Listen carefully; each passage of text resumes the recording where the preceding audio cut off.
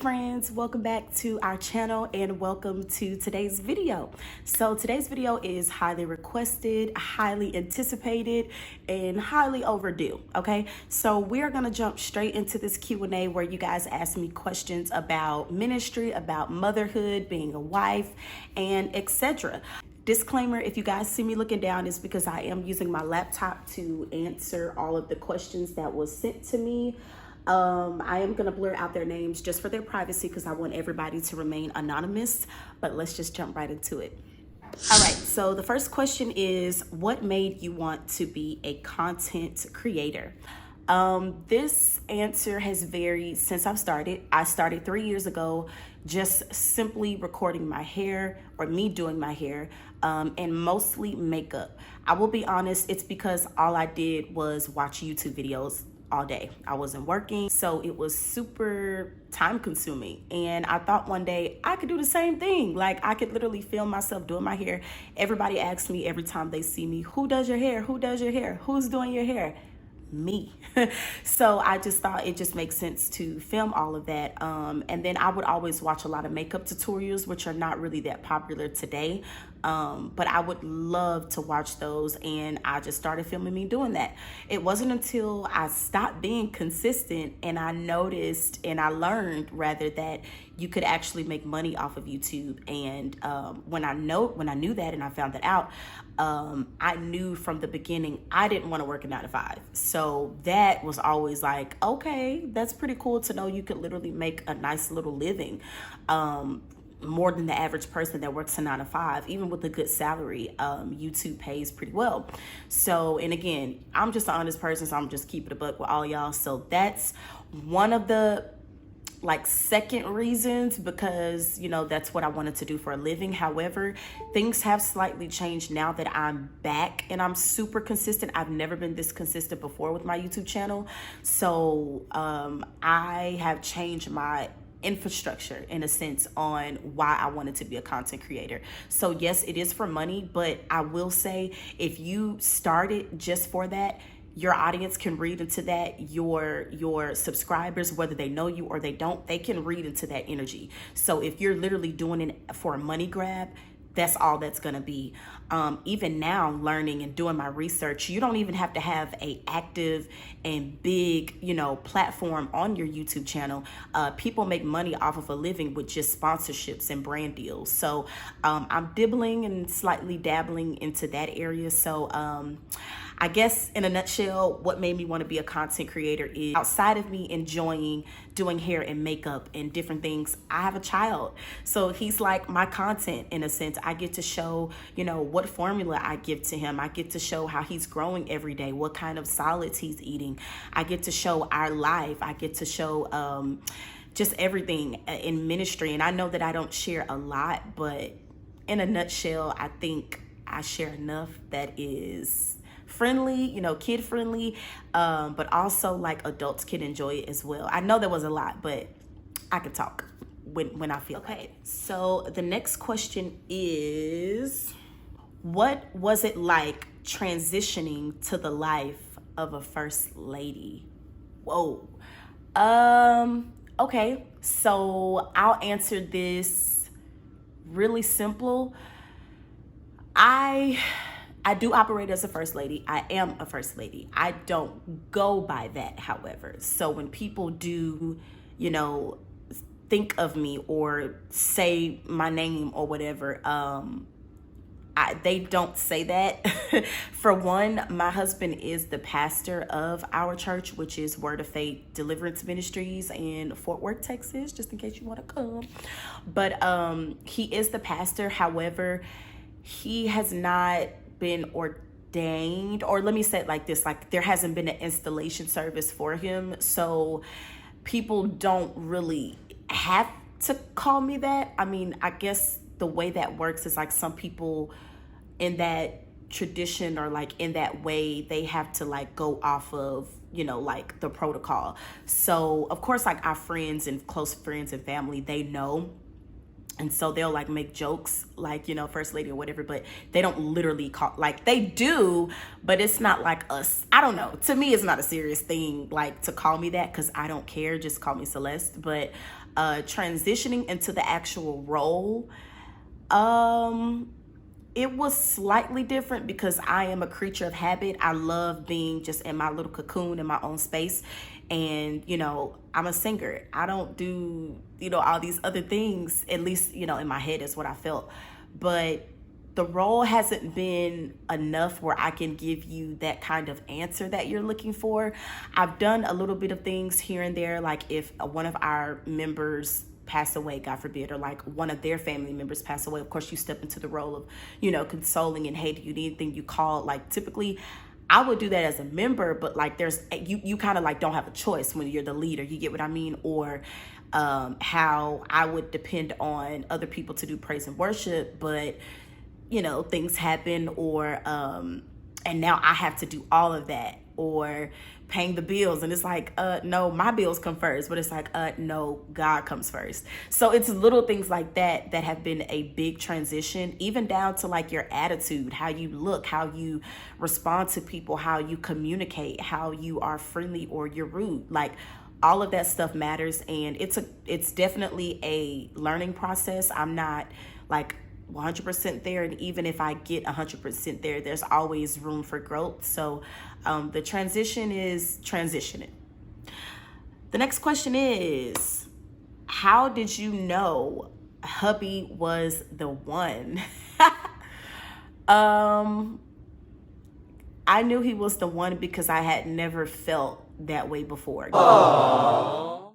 Now I will be honest, I've dated before, I've been in a relationship before, but I don't count those as that because they were middle school and high school. And I had no business dating in middle school anyway, so there's that. But yeah, I had like flings. That's what I'll say. My husband was my first real relationship. So in my opinion, when you know, you just know. I knew how I wanted to be treated. I even knew how I wanted a guy to come to me. Did he come that way?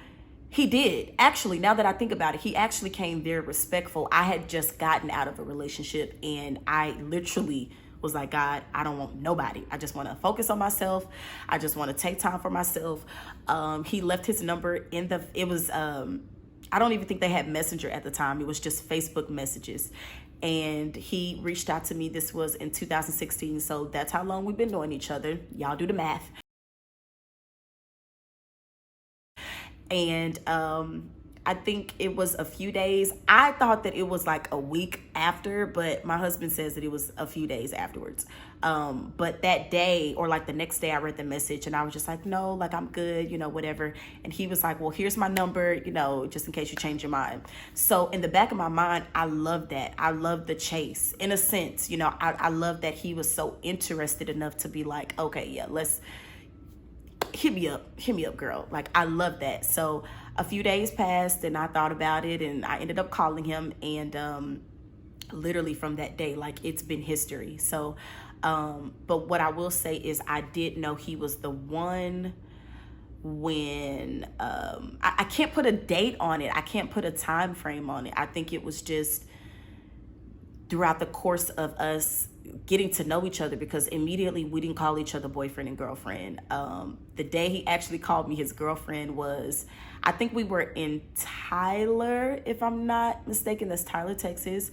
And he was getting ready to preach, and he was giving his thank yous and honor to his parents and friends and family that came. And then he was like, and I also want to give honor to my girlfriend. And it was so funny because myself and a few of our other friends were all like, girlfriend? Oh, y'all official now. So okay, y'all, so my video was cut off. I literally think I was talking for like an additional 10 minutes, and all of that got cut.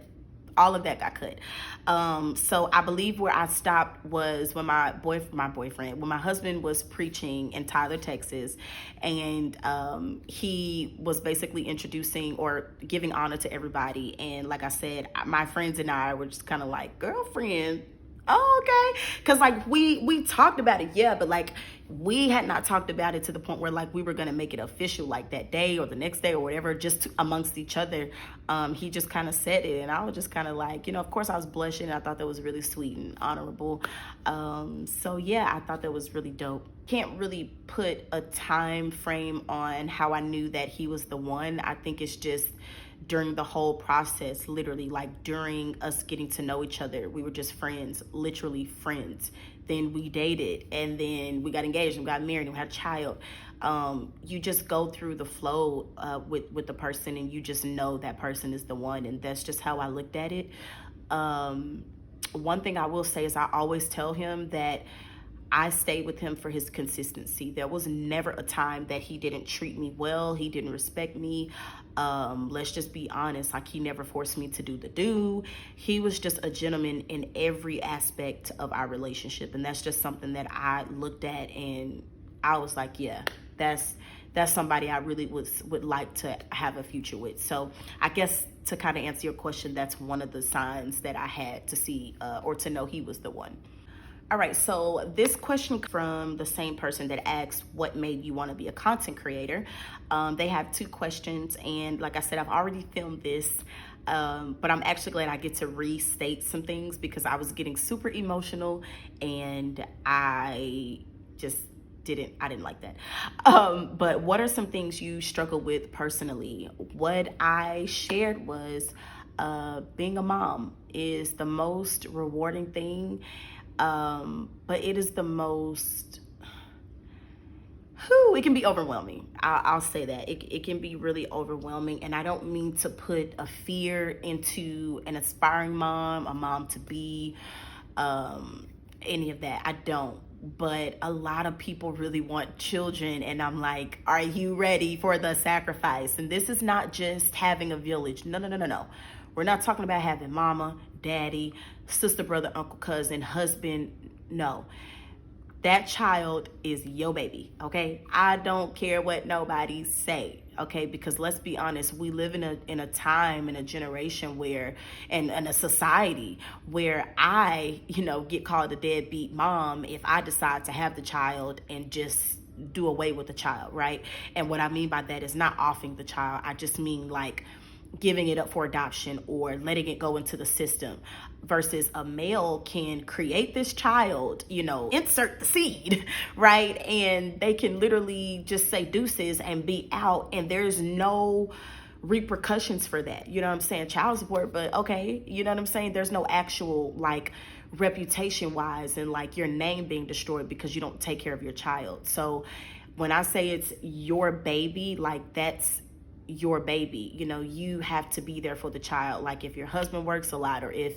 they have to go do something, like you're with the child. And I know for a fact, after giving birth to Ezekiel, the first few months were not, I was enjoying it, but I wasn't enjoying it. And I won't get into much detail of that, but I know that was probably the hardest part of something that I struggle with. That was a really big area and moment of my life. And I hate to sound so selfish, but it was. You want to do everything right. You don't want to make mistakes. You want to be perfect. You want to feed them on time. You want to make sure that you're giving them the right formula. Okay, has he not eaten in a long time? What shots are they giving him? How do they administer these shots? There's so much that goes through your head, even down to when do I take him out? When do I be around people? And then of course, the day I finally decide to take him out, I get nothing but negative comments. Well, is he this amount? Is he this age yet? Well, do he have his shots? And what do it's like, well, hello, like, hi, I'm back, or just something to like embrace me. Do you need anything? How are you? Hello, how are you doing? Versus all of the, all of this. It was a lot to handle and to deal with. Yeah. Okay. Sorry, y'all. Another thing that I feel I struggle with is confidence, and that is mostly within singing. Has nothing to do with looks and all that kind of stuff. And None of that. It's my confidence within my singing. It's not even compared to like other singers, because there's always going to be somebody 10 times better than you. It's not even that. It's primarily just knowing where you can be, where you could be, how much stronger you could be, vocally sustaining, being different in your vocal ability. Yeah, all of that. And unfortunately, I just feel like I could do better in that area, and like not be so down on myself. It is always me versus me. That's why people really have to never say anything to me, because I'm always on my own P's and Q's. I never, really big myself up, because I feel like, nope, you could do better. That was trash. You could do better. I love my village, because everybody around me supports me so much. It doesn't make any sense. The people that I really do love and trust are around me. And I love you guys. I do. But it almost doesn't even matter when people, compliment you, because if you don't have that confidence within yourself, then it genuinely just doesn't matter. So that's one of the things I say that I struggle with, or that I need to work on and become better at. Okay, so this is also another question from the same individual, and it says, how did you and my brother meet?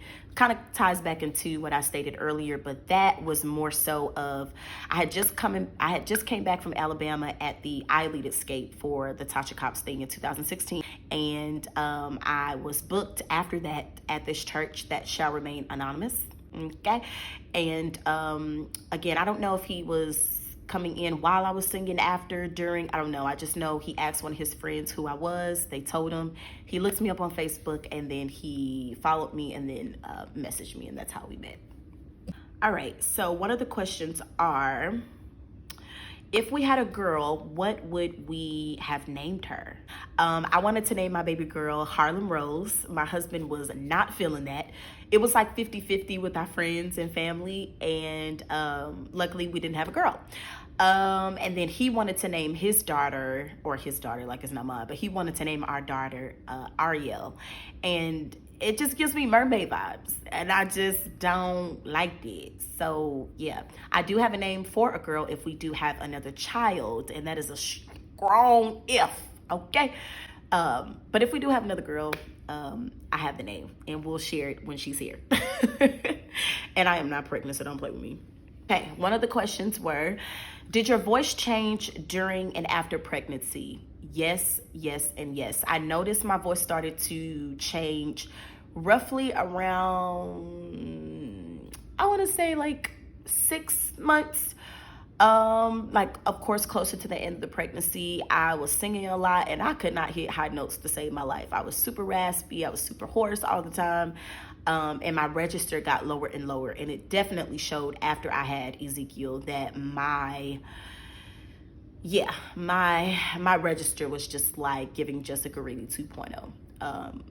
And I love it, because see, I feel like that's what separates me from the average singer, is that uniqueness that I can hit lower registers. I feel like a lot of people can hit high registers, and don't get me wrong, I'm a sucker for a soprano or a high register range person, because it sounds so beautiful.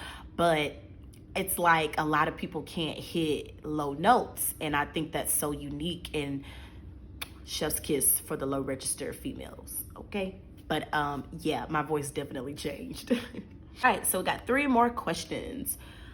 All right, so this one says, when is Great and Mighty coming out?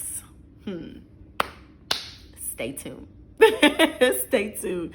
I hate when people do that, because people be lying. Like, they be lying. They don't be having nothing coming up. But I promise. Just stay tuned. All right, this says, when are you and Trey gonna do a vid? Whatever you want to, brother. You just reach out to me and let me know, and I got you. I promise. Whatever you want to do. All right, so the last question is, what are some places on your bucket list? I would love to go to Rome, Italy, Spain. I don't know if it's the same thing, child. I want to go there. Would love to go to Bora Bora. I would love to go to Bora Bora. Oh my God. And I would love to visit the Grand Canyon. I'm like a bipolar nature person. There are times that I'm like, we're not doing nothing outside, okay? But honestly, there are times I crave outside. Like, I want to be literally like in the woods or something, like just with water and like a cabin. Like that's me. Like I promise that's me. So I go back and forth, but I love the architectural design of the Grand Canyon. So I think that would be pretty dope to just go and visit and see. But yeah, those are all of the questions. Thank you guys for participating in the Q&A. I hope you enjoyed. If you want a Q&A part 2, you guys want to ask more questions, or you want me to dive a little bit deeper into other things, let me know. But thank you so much for watching. Like, comment, and subscribe to the channel. And I'll see you later, friends. Bye.